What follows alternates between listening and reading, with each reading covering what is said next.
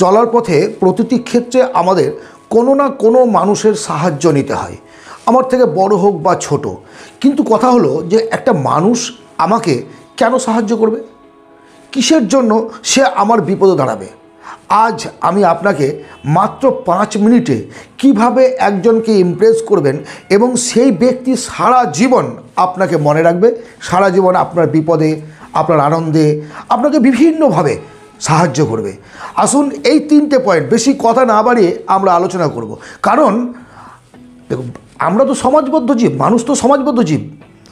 একে অপরের সাহায্য ছাড়া তো আমরা জীবনে কেউ বড় হতে পারবে না। যদি জীবনে সফল হতে চান, সে যে কোনো লাইনে, আপনি সার্ভিস বলুন, বিজনেস বলুন, যে কোনো সেলস মার্কেটের ক্ষেত্রে বলুন, এজেন্ট হন, একজনের সাহায্য আপনাকে নিতে হবে, কয়েকজনের সাহায্য আপনাকে নিতে হবে।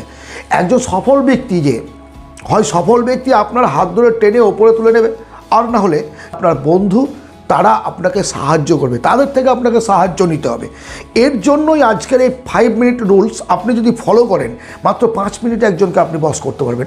প্রথম মিনিটের রুলস হচ্ছে, যার সঙ্গে আপনি মিশবেন আন্তরিকভাবে মিশুন এবং তার প্রশংসা করুন।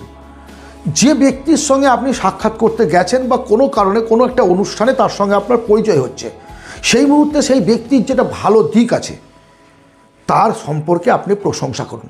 হতে পারে তার পোশাক, তার কথা বলার ধরন, তার চেহারা, তার বিভিন্ন, তার ফ্যামিলি, তার স্ট্রাকচার, তার শিক্ষাগত যোগ্যতা, প্রতিষ্ঠা, সার্ভিস, বিভিন্ন কিছু। তার কিছু না কিছু ভালো দিক আছেই, আর সেই ভালো দিকটার আপনি প্রশংসা করুন। কখনও কিন্তু নকল দিকের প্রশংসা করবেন না। যেমন হয়তো কোনো ব্যক্তির দাঁত উঁচু, আপনি তাকে বললেন আপনার দাঁতগুলো খুব সুন্দর, কী হবে? ঠাস করে একটা গালে চড় মারবে। প্রশংসাটা হবে আন্তরিকতার সঙ্গে। তার বাড়ির পোষ্য সম্পর্কে আপনি বলতে পারেন, বাড়ির বাগান সম্পর্কে আপনি বলতে পারেন, তার বাড়ির যে স্ট্রাকচার, বাড়িটার যে ইন্টেরিয়র, যে ভেতরটার যে ডেকোরেশন, সেই সম্পর্কে আপনি বলতে পারেন। ইয়েস, তার সম্পর্কে যতটা সম্ভব আপনি প্রশংসা করুন। আমরা প্রত্যেকেই প্রশংসার ভিখারি। অন্ন, বস্ত্র, জল, বাসস্থান, খাদ্য, এগুলো আমাদের মৌলিক চাহিদা, এগুলো লাগবে। তারপরেও মানুষ এত পরিশ্রম করে, এত খাটে, কেন করে বলুন তো? এগুলো এত এডুকেশন কিসের জন্য? একটা প্রশংসা। সে ডাইরেক্ট বা ইনডাইরেক্ট সে চায় কিন্তু যে আমাকে মানুষ চিনুক, আমাকে জানুক, আমার সম্পর্কে ভালো কিছু বলুক। সুতরাং ভালো, আপনার সম্পর্কে যদি কেউ ভালো বলে, যেমন আপনার ভেতরে একটা আনন্দ আসে, অন্যেরও তাই আসবে। প্রথম সাক্ষাতে অবশ্যই আপনি প্রশংসা করবেন, এই কথাটা কিন্তু মনে রাখুন, ভুলবেন না। সত্যি কথাটা হলো কি জানেন, মানুষ দুটো জিনিস মনে রাখে, এক প্রশংসা, আর একটা হচ্ছে নিন্দা। আপনি যদি কোনো মানুষকে প্রশংসা করেন, সারা জীবন মনে রাখবে। আবার যদি কারো আপনি বদনাম করেন, নিন্দা করেন, তাহলেও কিন্তু মনে রাখবে। এই দুটো জিনিস মনে রাখবে। একটা মনে রাখার জন্য সারা জীবন আপনার প্রতি তিনি কৃতজ্ঞ থাকবেন, আপনাকে ভালোবাসবেন, আপনার সঙ্গে বন্ধুত্ব করতে চাইবেন। আর একটা, আপনার সঙ্গে দেখা হলেই গাল দেবে, আপনার সঙ্গে দেখা হলেই শত্রুতার ভাব জাগবে, তার মধ্যে একটা রাগ, অভিমান জাগবে। মানুষকে কখনো নিন্দা করবেন না, যতটা সম্ভব তার সম্পর্কে পজিটিভ কথা বলুন। সেকেন্ড পয়েন্ট, হিউম্যানিটি খুব প্রয়োজন। মনুষ্যত্বের বিকাশ মানুষই করতে পারে। আপনার কতটা আছে, আপনার সামাজিক প্রতিষ্ঠা কী, তা আপনার এলাকার লোক জানে। প্রত্যেকটা মানুষ জানে যে আপনার কী আছে নেই। আপনার মুখ বলার কোনো প্রয়োজন নেই, আমার এই আছে, ওই আছে, ওই আছে, বাড়িয়ে বলার, কমিয়ে বলার, যেটা আছে অরিজিনালি সেটারও অহংকার দেখিয়ে বলার, প্রকাশ করার কোনো প্রয়োজন নেই। প্রত্যেকটা মানুষ জানে বা অনুমান করে। কিন্তু যে জিনিসটা তারা চায় সেটা হচ্ছে হিউম্যানিটি। হিউম্যানিটি মিনস কেউ একজন মানুষ বিপদে পড়েছে, তার পাশে দাঁড়ালেন। সামাজিকতা, কারোর সঙ্গে যখন কথা বলছেন, একদম প্রোলাইট, অমিতাভ বচ্চনের মতো, শাহরুখ খানের মতো। আপনার ভেতরে কথা বলার যে ধরন, সেই ধরনটা থাকবে সাবলীল একটা সাধারণ মানুষের মতো। ভেতরে যতটাই আপনার জ্ঞান থাকুক, যত অর্থ থাকুক, আপনার অর্থ আপনার। অন্য কেন দেখবে? অন্যেরা অহংকারটা কেন দেখবে? দেখবে সে আপনার ব্যবহার। এই এত বড় মানুষ একটা, অথচ কত সুন্দর ব্যবহার। রতন টাটার কথা ভাবুন, চিন্তা করুন রতন টাটার কথা। সাধারণভাবে সাধারণ মানুষের সঙ্গে কীভাবে মিশে যেতে পারেন, এই জিনিসটা আপনার মধ্যে তৈরি করতে হবে। হিউম্যানিটি। আরে মানুষ মানুষই। কোনো ক্রমে আপনি বেশি পরিশ্রম করে, বেশি বুদ্ধিমত্তার দ্বারা অর্থ উপার্জন করেছেন, কিন্তু অর্থটা আসলো কোথা থেকে? আরও কোনো মানুষের কাছ থেকে তো, তাহলে মানুষকেই তো আপনাকে ভালোবাসতে হবে। ইয়েস, প্রত্যেকের প্রতি ব্যক্তিত্বটাকে নরম মনের হন এবং প্রত্যেকের প্রতি ভালো ব্যবহার করুন। ধন ঐশ্বর্য দেখবেন না, জাতপাত দেখবেন না। ভালো মানুষ হতে গেলে ভালোবাসতে হয়, ভালোবাসা পেতে গেলে ভালোবাসা দিতে হয়। এই সমাজে যা দেবেন তাই পাবেন।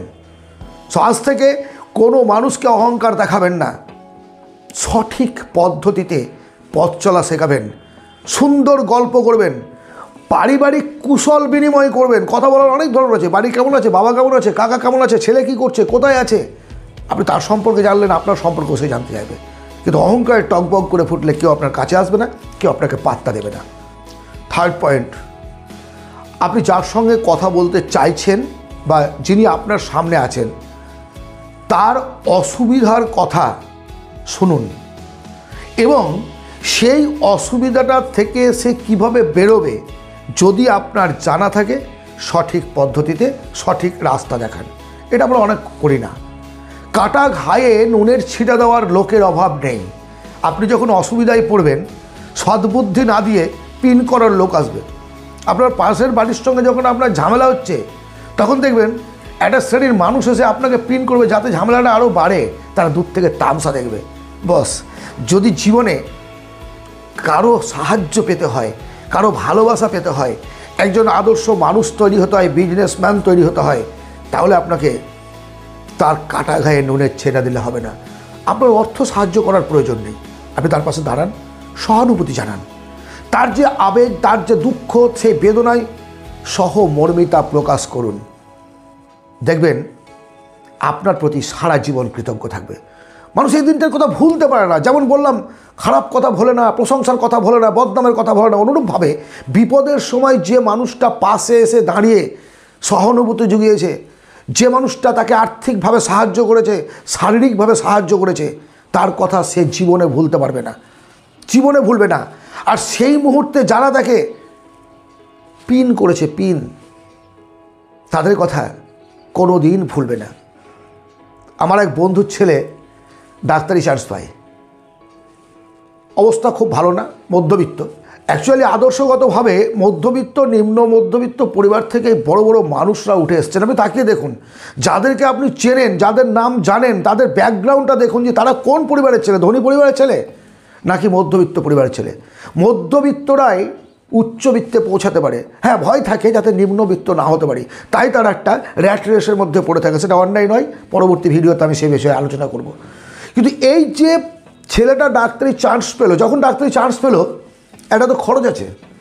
তখন সে তার আত্মীয়দের সঙ্গে বললো, তার নিজের ভাইরা ভাই, অর্থাৎ তার বউয়ের দিদির পর উত্তর দিচ্ছেন, একটা রিক্সাওয়ালার ছেলে যদি ডাক্তারি চান্স পায় তাহলে সে কী করে ওড়াবে?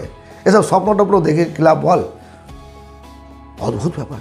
ছেলেটা আজকে ডাক্তার, ছেলেটা ডাক্তারি পাস করেছে, ছেলে ভালো হসপিটালে অ্যাসিস্ট্যান্ট প্রফেসর, বাট কথাটা কি ভুলতে পেরেছে?